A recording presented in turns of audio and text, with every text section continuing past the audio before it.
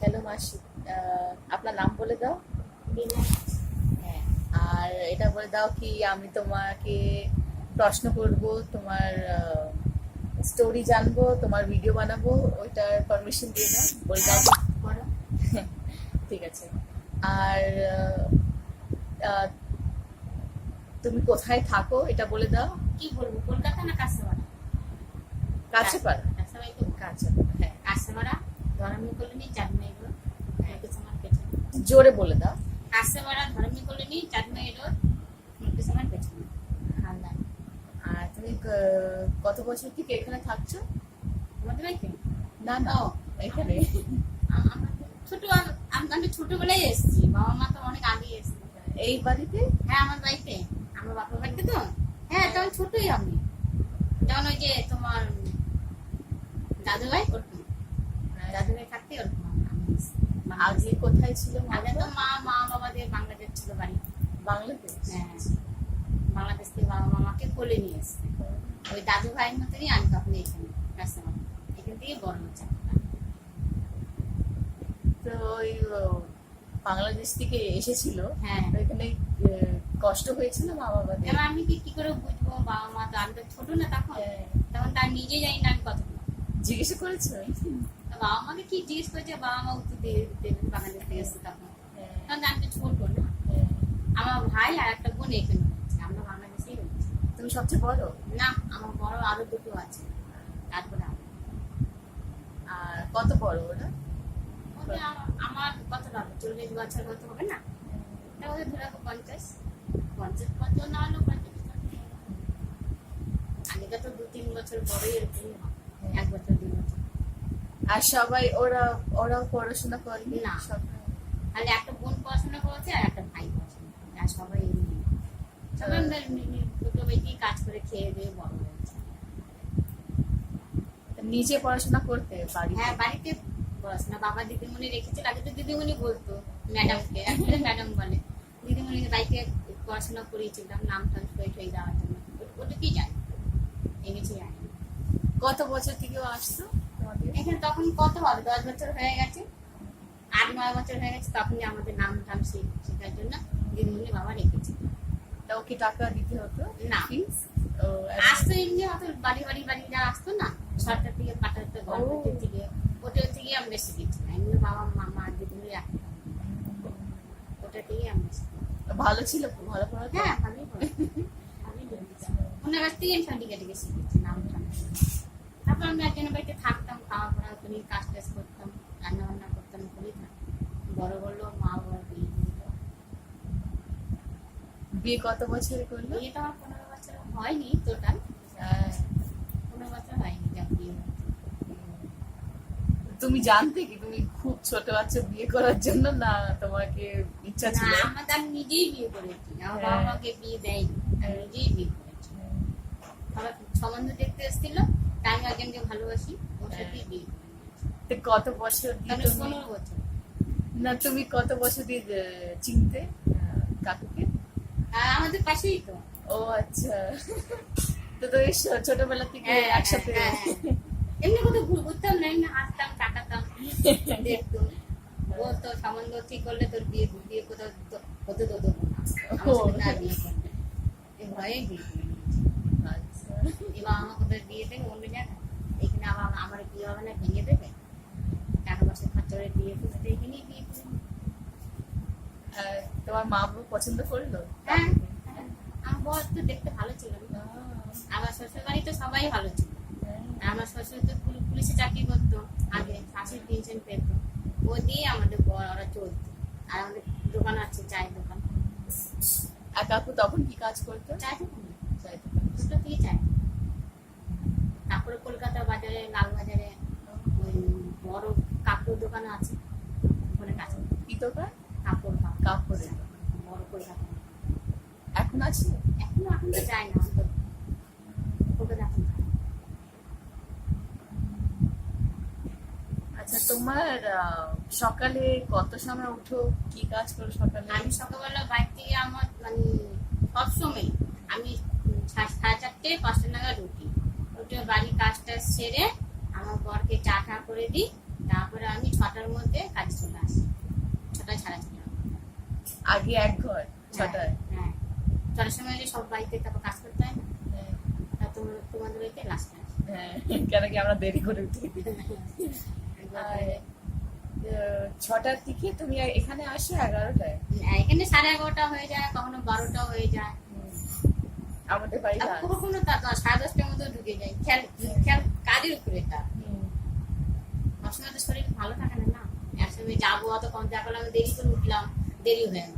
এবার সব বাড়ি করতে করতে দেরি হয়ে গেল না, হয়তো একটা কাজ করলাম, ওটাও করতে দেরি হয়ে গেল, এখানে আসতে দেরি হয়ে গেল, হয়তো এখান থেকে করে বাড়িতে যেতেও দেরি হয়ে যায়। এরকম করে তো দিনগুলো পিছিয়ে যাচ্ছে না। তো বাড়ি দূর দূর বাড়ি সব? হ্যাঁ, ওখানে তো কাছাকাছি আছে, এতটুকু দূর, তোমাদের বাড়ি একটু দূর।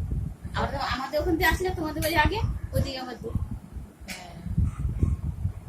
আর আমাদের বাড়ি থেকে তারপরে তুমি বাড়ি যাও, হ্যাঁ একটা হয়ে যায় একটা। হ্যাঁ, একটা দেড়টা বেরিয়ে যায়। তারপরে এখানে গিয়ে বাড়িতে যে স্নান করি, রান্না করি, ঘর দোর মুছি, বাসন টাসন মাজি, পুজো দিই, আবার একটু শুয়ে গেল অন্য অন্য কাজ টাজ করি, করে আবার চলে আসি 5টা 5:30টার মধ্যে বেরিয়ে আসি। বিকেলে কোন কোন বাড়ি যাও? বিকেলবেলা আমি রান্না বাড়িতে রুটি করি আর তোমাদের বাড়ি আসি। তারপরে যেতে যেতে কত হয়ে যায়? 8টা বেজে যায়। হ্যাঁ, নরসিংহ দেখবে না, নরসিংহ মেডিকেলে রাখবি ও হ্যাঁ, শীতকালে দেখবে না তুমি, ওই নরসিংহ বাড়ি সব সেরে। তারপরে আবার আমার বাড়িতে যে কালকে কি খাবো, কালকেটা আবার গুছিয়ে রাখি, রান্না করি, ফ্রিজ মুছি, এই করি ঘরে কি কম কাজ থাকে? আর তোমার কত বাচ্চা? একটাই। একটা ছেলে। ও হেল্প করে তোমাকে? হ্যাঁ, মাঝে মাঝে মা আমার বলে, মা শাড়িগুলো তুলে দেবো বা জল এনে দেবো, এনে দেবো, বিছানাটা গুছালো, ঝাড় দিল, কখনো ঘরটা ঝাড় দিয়ে দিত। আর রান্না রান্না তো আমি করি। আমার বড় কখনো কোনো ভাত করে নেয়, ডাল করে নেয়, আবার আমি কখনো মাছের ঝোল টোলে করি। আর কি করছে তোমার ছেলে? আমার ছেলে তো এখন ওই যে ব্যাগ করে একটা কাজ করছে, লিখা, এই মাল কত যে চালের বস্তা, আটার বস্তা আসে না, নামায় না লরি করে, ওটা করছে। ভালো চলছে এটা? না, এই তো ঢুকেছে 1 মাস। ওকে মন লাগছে? এমন করছে, মা করি মানা করবো না, 3,000 3,500 দিচ্ছে, ও এখন বেশি দিন করবে না। বলে, মা ওই মাইনাতে আমার এই গাড়ি ভাড়া যে এসে পোষাচ্ছে না, আমি অন্য কাজ করবো, করতে থাকি না পেলে। আর তুমি বলছো তুমি ছোটবেলা থেকে কাজ করছো, হ্যাঁ, কত বছর? তাও আমি আমার দিদিরা কাজ করেছে, দিদিদের সাথে আমি কাজে আসতাম। দিদি ঘর মুছতো, বাসন মাজতো, আমি ওদের সাথে সাথে বাসন মাজতাম। মা রান্না করতো, মার সাথে সাথে রান্না করতাম। মার সাথে আমাদের আগে মাটি ঘর ছিল, মাটি দিয়ে গোবর দিয়ে ঘর লেপতাম, পুজো দিতাম, মার সাথে বাবার সাথে বাজারে আসতাম। কত বছর হবে? তাও কত বছর, প্রায় 10-11 বছর হয়ে যাবে। 10 এখন আমার 15 বছরের মধ্যে আমার বিয়ে কমপ্লিট, মানে বেশিক্ষণে বাড়িতে বড় হতে পারিনি, কত বড় লোক বেশিক্ষণ। আমি তো একটা বাড়ি থাকতাম, খাওয়া পড়া ওখানেই থাকতাম ছোট থেকে। এটা পাশে ছিল না? না, ওটা কল্যাণী থাকতাম। তারপরে ওই যে ঘটক রোড আছে না শিবানীতে, হ্যাঁ, ঘটক রোড, ওইখানে থাকতাম গান্ধীময় শিবানী যেতে, আমাদের রাস্তাবেলা ওই ঘটক রোডে ওখানে থাকতাম। ওখান থেকে তারপরে কল্যাণী যেতাম। এখানে থাকতে কাজ করতে থাকতাম, মাসে একবার বাড়িতে আসতাম, মা বাবাকে দেখতে ভালো করে হ্যাঁ, রাখতে। ভালো করে বাড়ি করে দিয়ে যেত, ওদের গাড়ি করে দিয়ে যেত, আবার নিয়ে যেত। আবার মেয়ে দুটো বড় ছোট ছিল, ওদেরকে মানুষ করতাম। ওর মা বাবা চাকরি করতে রেখে আমি থাকতাম। তারপর আমার বিয়ে হয়ে গেল, তারপর আমি একবার চলে আসলাম। আর তোমাকে ভালো লাগলো? তুমি এত ঘরে কাজ করলে এত লোকগুলোর সাথে, হ্যাঁ, তোমার ভাল লাগে না? তোমাকে একটু প্রবলেমও দেয়, তোমাকে কষ্ট? না না, আমাকে কষ্ট না, আমাকে সবাই ভালোবাসে। আমি তো ছোট থেকে যে আমি কাজ করছি, ছোট থেকে ওদের বাড়িতেও ওরা ভালোবেসেছে, আর এখন ওই যে কাজ করছি সবার বাড়িতে সবাই ভালোবাসে। তাই সবার নয় মিথ্যাতে বলে তো আমার লাভ নেই। আমাকে যেটা সত্যি সেটা সত্যি বলবো, কিন্তু নিজেই ভালো। হ্যাঁ, সবাই আমাকে ভালোবাসে। হ্যাঁ। যেখানে ভালো ছিলাম সেখানে আমার বিয়ের সময় আমাকে কানে দিয়ে গেছে ওদের বাড়ি থেকে। আমার ছেলে হলো, ছেলেকে আংটি দিয়ে গেল, আমার বরকেও আংটি দিয়ে গেছে, সোনার আংটি। আর ভালো, হ্যাঁ, ভালো না থাকলে ভালো কেউ দেয়? হ্যাঁ, সত্যি। তারপর তোমাদের বাড়ির কাজ করে তোমার মা, তোমার মারা বেটা ওসব আমাকে হেল্প করে, কেন মিথ্যা বলবো? আমাদের বাড়ি কত বছর? তোমাদের বাচ্চাতে একটু 8 বছর হবে, পুজো আসলে। হ্যাঁ। তোমার টিসে গেল না চুটকি হ্যাঁ, বাইরে, হ্যাঁ, চুটকিকে জিজ্ঞেস করলে বেরিয়ে যাবে কখন যাবে। চুটকি ব্যাঙ্গালোর চলে গেল, আমি ঢুকলাম ওই মাসে ওই তারিখে। তো সবচেয়ে বেশি আমি খেয়েছি তোমার হাতে। আর তোমাকে রান্নার উপরে একটু বলে দাও, তোমার রান্না করা ভালো লাগে? আর না, আমার রান্নার শখ আছে। সব হ্যাঁ, আমার যতই কষ্ট, আর আমার রান্না কি 2 কেজি মাংস হলো আমার কোনো গায়ে লাগে না, আর 1 কেজি মাংস করলেও আমার গায়ে লাগে না। আমার রান্না সত্যি শখ, আমি শখ করেই করি, কোনো রাগ হোক না যে করে ফেলবো এদিক ওদিক করে ভালো লাগবে না, ওটাও না, আমার শখই আছে রান্না করার।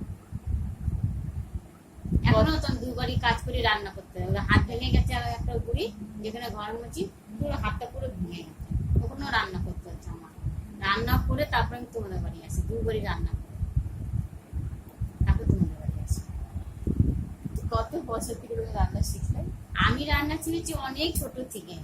মা রান্না করতো, মার সাথে সাথে আমি তরকারি কুটনো করে কেটে দিতাম, আটা মেখে দিতাম, মা মাছ ভাজা বসাতো, আমি নেড়ে দিতাম।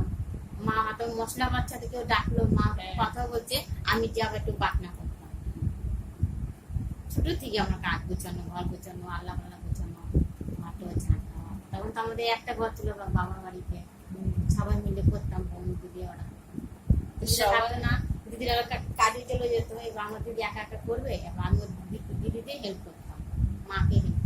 এখনো মাকে মাঝে মাঝে হেল্প করি, মা তখন বয়সে আর পারে না। কিন্তু এত ভালো তো কেউ বানাতে পারে না। না, তোমার খাওয়া এত ভালো। আমি ব্যাঙ্গালোর নিজের বন্ধুদেরকে বলেছি ওরা আসবে এখানে, আমি তোমার হাতে খাওয়াবো। তোমার রান্নার মধ্যে কি সবচেয়ে বেশি ভালো লাগে বানানো? নিরামিষ না? আমার কাছে নিরামিষ হলো নিরামিষ ভালো করে দেবো, আর মাংস চিকেন টিকেন হলো, মটন টটন হলো, ওটাও ভালো করে দেবো। আবার কখনো ডাল ভাতও ভালো লাগে। মানে রান্না আমি কোনোদিন খারাপ করতে চাই না, হাতটা আমি ভাবতে চাই হাতটা ভালো। আমি ছোট থেকে রান্না শিখেছি তো, রান্না আমি ভয় পাই না। সে আমি 10টা লোকেও রান্না করে দিতে পারবো, আর আমার হাতে 1টা লোকেও রান্না করবো, রান্না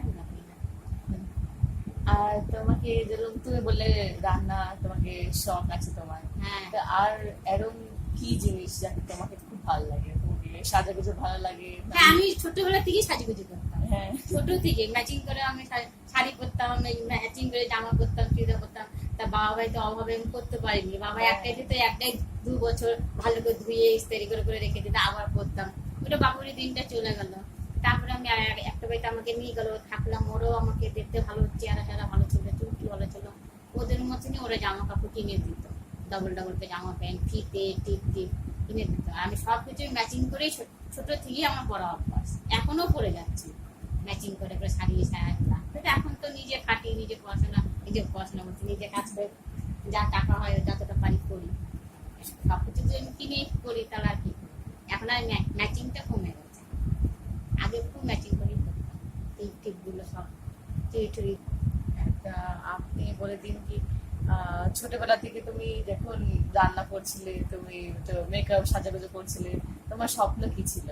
আমার ছোটবেলা থেকে স্বপ্ন ছিল আমার বাবা আমাকে স্কুলে পাঠাবে, আমি যাবো, ব্যাগ নিয়ে পড়বো, সেটা আমি মনে মনে সবসময় কল্পনা থাকতো।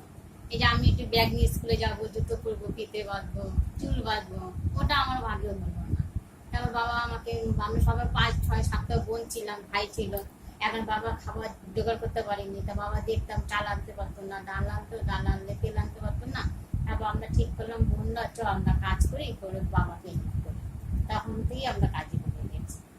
আমার এই পড়াশোনাটা একটু শখ ছিল যে আমি স্কুলে যাবো, ড্রেস করবো, চুল বাঁধবো, ব্যাগ নিয়ে যাবো, এটা শখ ছিল। তারপর ছোট ভাই ছিল, আমাদের অনেক করে ভাই হলো, আমরা বড় হচ্ছি, তখন মা পেটে দিয়ে ভাই হলো, তখন আমরা ভাইকেই মানুষ করলাম, ভাইকেই পড়াশোনা করালাম। 9, 10 থাকে তখন চল ছিল, 9, 10 অনেক, এখন তো কোনো 12 ক্লাসে চল নেই। 9, 10 ভাইকে করেছি, আবার বোনকেও করেছিলাম 6 না 7 অব্দি,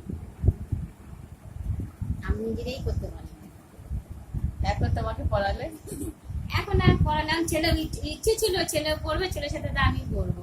ওই ছেলে পড়তো, আমি আবার শুনতাম বান ঠানাম গুলো, আর ওরকম ছেলে দেখে থেকে আমি এগুলো লিখতে পারি, লিখতে পারি, চট করে বলতে পারবো না। বাঙালিতে? হ্যাঁ, তুমি লিখতে দেবে, লিখে পারবো, কিন্তু আমি বানান করে মিশিয়ে যে অক্ষর যোগ করে যে বলবো, সেটা আমি চট করে পারবো না। আর স্কুলে গেলে না একটা চর্চা থাকে না, স্কুলে যাইনি কি করে চর্চাটা হবে।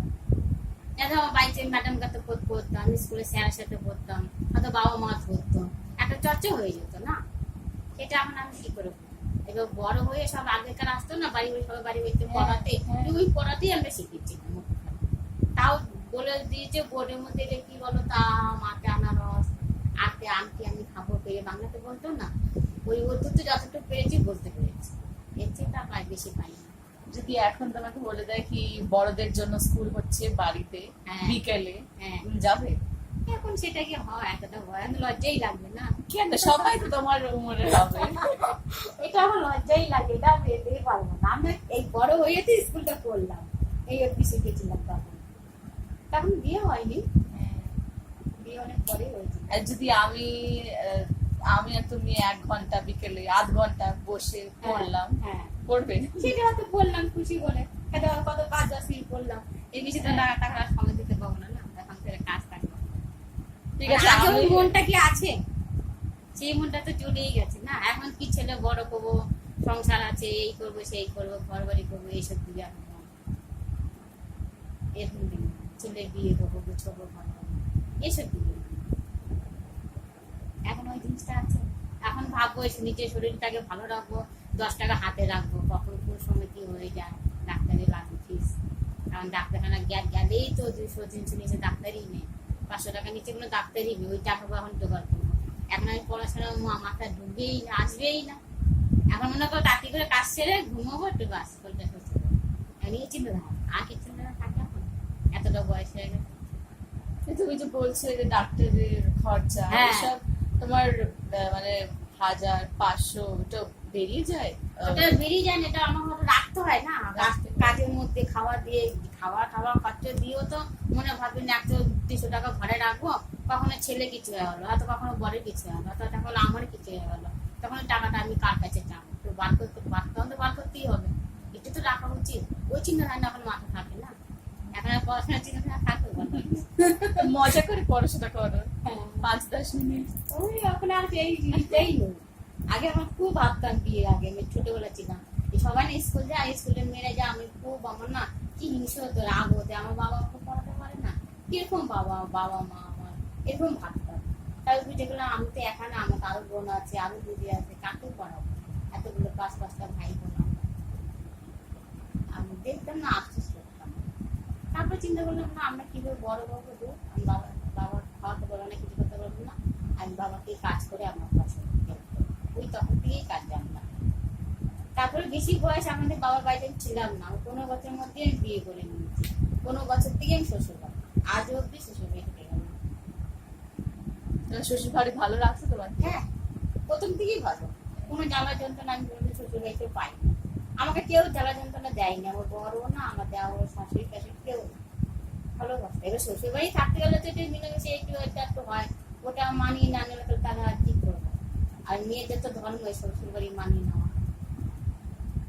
তুমি ভালো বললে কি এটা মেয়েদের ধর্ম, মানে সংসার করা, মেয়েদের তো ধর্ম, শ্বশুর বাড়িতে তো যতই পড়াশোনা করি, একদম ভুল দেখো তুমি, যতই ভুল পড়াশোনা করা, চাকরিতে, শ্বশুর বাড়িতে তো শ্বশুরকে নিয়ে, শাশুড়িকে নিয়ে, বরকে নিয়ে, ছেলেকে নিয়ে তো খেতে হচ্ছে।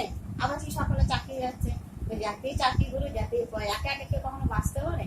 কেউ বাঁচতে পারবে না। সেই যাতে যে প্রধানমন্ত্রী কিন্তু আমাদের নিয়েই বাঁচতে, কিন্তু আমরা যদি উল্টে দিই উনিও উল্টে যাবে।